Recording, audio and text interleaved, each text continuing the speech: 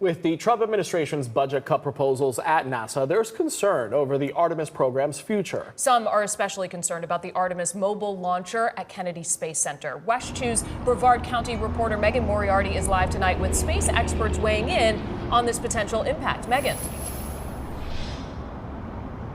The proposed budget would phase out the SLS rocket and the Orion capsule after the Artemis 3 mission, with a focus towards cost-effective commercial systems.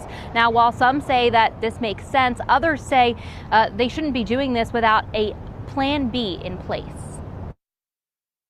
The Trump administration proposed its spending budget for 2026 with a series of cuts aimed at NASA.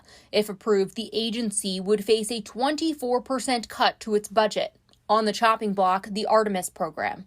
The White House is calling for an early end to the SLS rocket and Orion spacecraft. So there's definitely concerns here locally on the Space Coast just in terms of employment. And then, of course, there are concerns about where does NASA go from here then? There isn't an alternative that's ready to go out there. Dr. Don Platt is the director of the Spaceport Education Center at Florida Tech.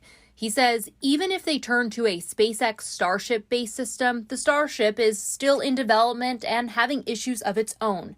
If NASA loses its funding for SLS and Orion, the agency really wouldn't need its mobile launcher since Artemis 4 wouldn't happen.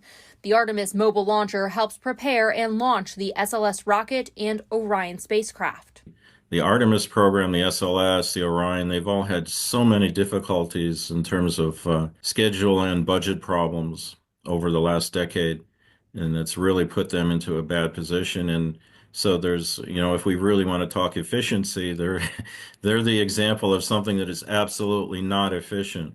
NASA Press Secretary Bethany Stevens says the budget would transition NASA to a more sustainable, cost-effective approach to lunar exploration by retiring the SLS rocket, Orion spacecraft, and supporting ground systems after Artemis 3, opening the door to next-generation commercial systems and expanded international collaboration. We should also point out that budget has not been fully approved yet, and Congress may still make changes or make decisions that could affect the future of the Artemis program.